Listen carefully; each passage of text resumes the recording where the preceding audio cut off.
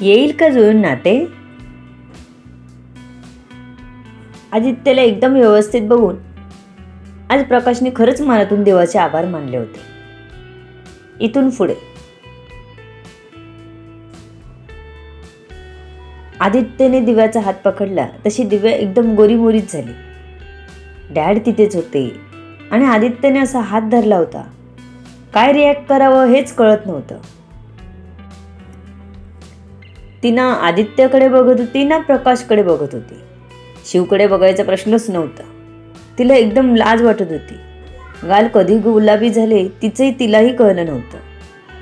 ती खाली बघत आदित्यच्या बेडजवळ आली. तिने हळूच तिरक्या नजरेने आदित्यकडे बघितलं तर तो तिच्याचकडे बघत होता. तिने पुन्हा नजर वळवली.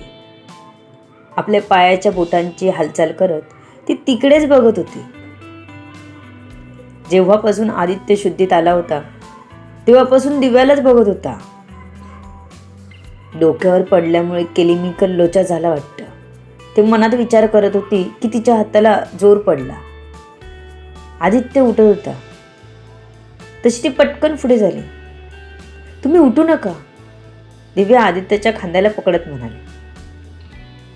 उठू दे, झोपून त्याला बेडवर गरम झालं असेल ना, कालपासून उठला नाही ना तो, प्रकाश म्हणाले. तसं दिव्याने आदित्यकडे बघितलं पण तो काहीच हसायचं किंवा बोलायचं नाव घेत नव्हता. दिव्याला काही कळेना. मला उठायचं आहे, आदित्य बोलला. एकदाचा बोलला बाबा. दिव्याला वाटलं हा असा काय, बोलत का नाही, बघत काय राहिला नुसता, पण काही बोलू शकत नव्हती. आता बोलला एकदाचा. तोंडाला कुलूप लावल्यासारखा फक्त तिलाच बघत होता. दिव्या काहीच बोलली नाही. दिव्याला त्याला उठवता येणार नव्हतं पण त्याला तिनेच उठवायला हवं होतं. शिव धावत आला आणि दिव्याला बाजूला झाली. तसं आदित्यने तिच्याकडे रागाने बघितला. दिव्याला नेमकं का तो असं आपल्याकडे रागाने बघतोय हेच कळेना. मी म्हणालो का तुला जायला, आदित्यने रागात विचारलं. दिव्याने मानेनेच नाही सांगितलं. मनात बोका कुठला खडूस म्हणून मोकळी झाली होती त्याला. त्याने हात पुढे केला. शिव मागून गेला. त्याने आदित्यच्या मानेखाली हात घालून आदित्यला वर केला आणि दिव्याला त्याला हात द्यायला सांगितला. दिव्याने हात दिला त्याच्या हातात आणि थोडा जोर लावून उठवलं. मागे उशी टाकून शिव बाजूला झाला. अंकल, मला वाटतं आपण थोडा वेळ बाहेर जाऊया का? दिव्या मॅडमना आपल्यामुळे उगाच ऑकवर्ड नको वाटायला, शिव हळूच म्हणाला. तसं प्रकाशने मान हलवली आणि दोघेही बाहेर निघून गेले.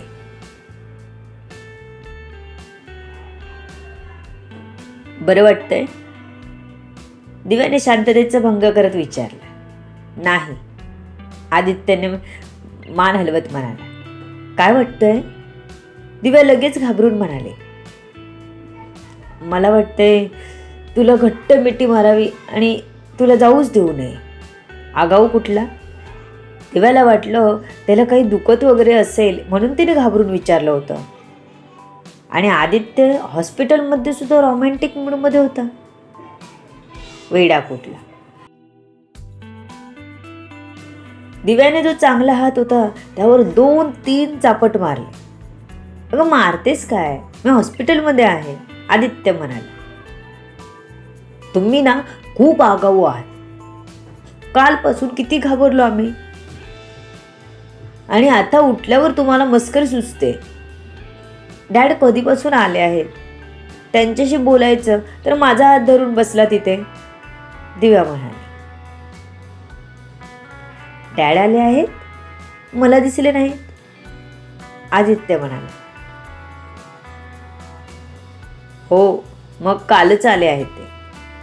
तुमच्यासाठी बोलण्यासाठी आले होते पण तुम्ही तर मलाच बघत बसलात. काय म्हणाले असतील ते, दिव्या त्याला रागवत म्हणाली. काय म्हणतील? मला तुझी जास्त गरज आहे, त्यांना माहीत आहे, कारण एवढ्या सगळ्यातून मी तुझ्यासाठी बाहेर आलोय. मला वाटत होतं मला कोणीतरी सापदंडाने घट्ट बांधून ठेवलंय. फक्त तुझा आवाज ऐकला आणि खूप ताकद एकत्र करून मी त्यातून बाहेर पडलो, फक्त तुझ्यासाठी. दिव्या, मला तू हवी आहेस माझ्या आयुष्यात कायम. किती वाट बघायची मी अजून. आदित्यचे डोळे पाणावले. एरवी त्याच्या डोळ्यात कधी पाणी नाही, पण आज कदाचित त्याला त्याचं नातं लवकरच पूर्ण व्हावं असं प्रकर्षाने जाणवत होतं. तिची मनाला ओढ लागली होती, नको होता दुरावा. तिला का नाही कळत हे, हा प्रश्न सतत त्याच्या मनात फेर धरत होता. तिलाही आवडायचं त्याचं सोबत असणं, पण एकदा ठोकर काढली होती तिने. त्यामुळे किती समजावलं मनाला तरी तिच्याही नकळत पुढे गेलेली पावलं कधी मागे फिरायची तिलाही कळायचं नाही. एक अनामिक भीती मनात घर करून राहिली होती.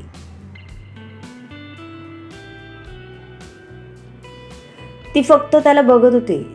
उत्तर नव्हतं सापडत. कुठून आयुष्याला सुरुवात करावी की करू नये हेच कळत नव्हतं.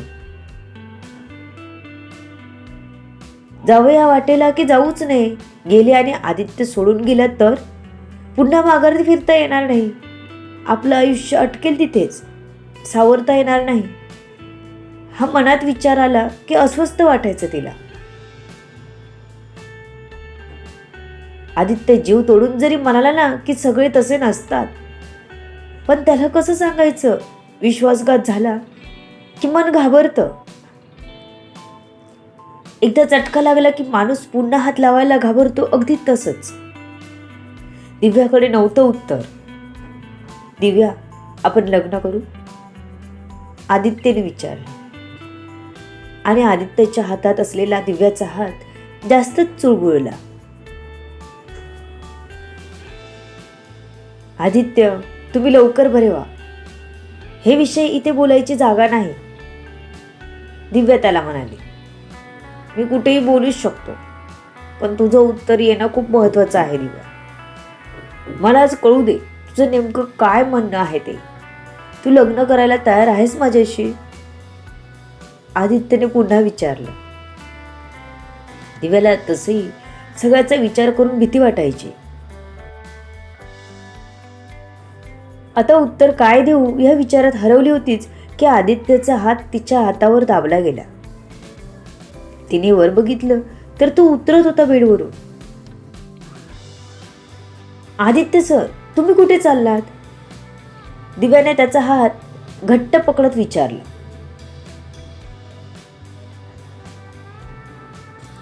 तुला उत्तर द्यायला इतका वेळ लागावा ह्यातच आलं उत्तर दिव्या. मी कुठेही जाईल, मला विचारायचं नाही. तू घरी जा, येऊ नकोस भेटायला मला. आदित्य म्हणाला. त्याला राग आला होता. किती वाट पाहावी माणसाने. त्यालाही काही वेळ. त्याचं वय आता 30 वर्ष होतं. जास्त वेळ नव्हता त्याच्याकडे. लवकरात लवकर त्याला आपलं पर्सनल आयुष्यात सेटल व्हायची घाई होती.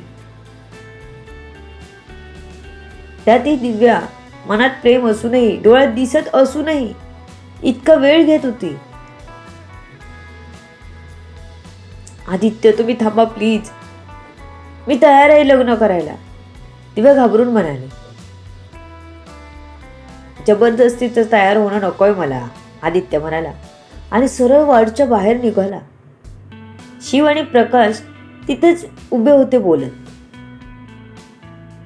आदित्य सर. प्रकाश आणि शिव एकदमच आवाज दिला आदित्यला. तो लिफ्टकडे चालला होता म्हणून धावत शिव त्याच्या जवळ गेला. आदित्यला हाताला पकडलं. आदी, बाळ काय झालं? प्रकाश त्याच्या जवळ येत डोक्यावरून हात फिरवत म्हणाले. तसं त्याने प्रकाशना घट्ट मिठी मारली आणि खूप रडला. आदित्य सर, दिव्या मॅडम कुठे आहे? शिवने विचारलं. आत आहे, आदित्य म्हणाला. पण त्याला लक्षात आलं ती त्याच्या मागून यायला हवी होती लगेच धावत, पण आली का नाही. तो तसाच आत आला धावत. शिव अगोदरच आत आला होता तर दिव्या खाली पडली होती. तिच्या हाताला लागलं होतं. आदित्य येऊ तिच्याजवळ खालीच बसला. त्याच्या अंगात जास्त ताकद नव्हती, अशक्त झाला होता तो. पण मगाशी राग आला होता म्हणून तो रागाबरोबर बाहेर गेला होता. आता तिला बेशुद्ध झालेलं बघून हृदय धडधड करायला लागलं होतं. दिव्या दिव्या दिव्या उठ ना, आदित्य म्हणाला. त्याने एका हाताने उचलायचा प्रयत्न केला पण ती बेशुद्ध असल्यामुळे त्याला जमेना. शिव पाणी आण. शिवने लगेच पाणी आणून दिव्याच्या तोंडावर मारलं. दिव्या डोळे उघड. आदित्यने तिचं डोकं आपल्या मांडीवर घेतलं होतं. आदित्य पण ना हेच जरा विचार करून वागला असता एवढं सगळं झालं असतं का. पण नाही, काहीच समजून घ्यायचं नव्हतं त्याला. दिव्याने हळूच डोळे उघडले तर आदित्य एकदम समोरच होता. तिला काळजीने बघत होता. तिने त्याच्या मांडीवरून उठायची धडपड केली तसं तिला आदित्यने उठायला मदत केली. दिव्या म्हणत आदित्यने तिला मिठी मारली. आता तिला काहीच बोलू द्यायचं नव्हतं. असं वाटत होतं असंच जाऊन लग्न करावं तिच्याशी. आधी तुम्ही दोघे उठा. आधी काय आहे सगळं. तू कुठे निघाला होतास आणि तिला चक्कर आली. काय समजायचं आम्ही. म्हातारे झालो रे आम्ही. नाही जमत आता हे सर्व पटकन हँडल करायला, प्रकाश म्हणाले. तसा आदित्य उठला आणि प्रकाशनं मिठी मारली. डॅड सॉरी, तुम्ही त्रास करून घेऊ नका प्लीज. मी छान आहे बघा. या दिव्याला नाही कळत. मी नाही राहू शकत आता तिच्याशिवाय. सांगा ना तिला समजून डॅड. मला माझ्या आयुष्यात हवी आहे ती. मला खूप जास्त हवी आहे. समजावा ना तिला. मी माणूस आहे. मला प्रेमाची गरज आहे. माझाही हक्क आहे ना. आदित्य तक्रार करावी तसा डॅडकडे बघून सांगत होता. आधी तू बेडवर चल. दिव्या तूही उठून तिथं खुर्चीत बस, प्रकाश म्हणाले. दिव्या सावकाश उठून खुर्चीत बसली. शिवने तिला पाणी प्यायला दिलं. आदित्यही बेडवर जाऊन बसला. तू असा तडकाफडकी कोणताही निर्णय नको घेऊ. आधी पूर्ण बरा हो, त्यानंतर आपण तिच्या घरी जाऊन बोलू. तिला रीतसर मागणी घालू, प्रकाश म्हणाले.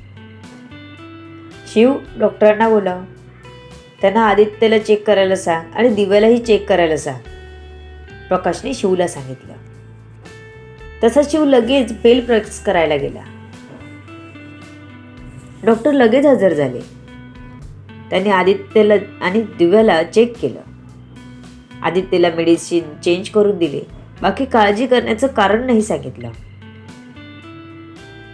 दिव्यालाही त्यांनी चेक केलं. तिचं बीपी लो दाखवला होता. तिने जास्त टेन्शन घेतल्यामुळे तिचा बीपी लो झाला होता. त्यामुळे तिच्या पायात त्राण राहिलं नव्हतं. ती यंत्रवत खुर्चीत बसली होती. तिला डॉक्टरांनी मेडिसिन दिले आणि ते निघून गेले. आदित्य बेडवर आडवा झाला. दिव्याला शेजारच्या बेडवर झोपायला सांगितलं प्रकाशने. तसं तीही उठून झोपायला गेली. सकाळी उठल्यापासून साधी चहाही कोणी घेतली नव्हती. सगळं रामायण महाभारत चालू होतं. आदित्य आणि दिव्याने डोळे मिटले. शिव आणि प्रकाश तिथेच खुर्चीत बसले. इतक्यात वार्डच्या बाहेर गडबड झालेली जाणवली. तसं सगळ्यांचं लक्ष बाहेर गेलं. सगळ्यांचेच बाहेर बघून डोळे मोठे झाले. To be continue. बघू पुढे काय होतंय. सर्व गोष्टी कळण्यासाठी आरबी व्हायरल फीवरवर पुढील येणारे भाग वाचायला आणि ऐकायला विसरू नका. तुमच्या अमूल्य प्रतिसादाची आतुरतेने वाट बघते. लेखिका शब्दवेदी उर्फ संतोषी राणे पाथाणे. धन्यवाद. माझ्या निरनिराळ्या कथा ऐकण्यासाठी तुम्ही या चॅनलला सबस्क्राईब करा.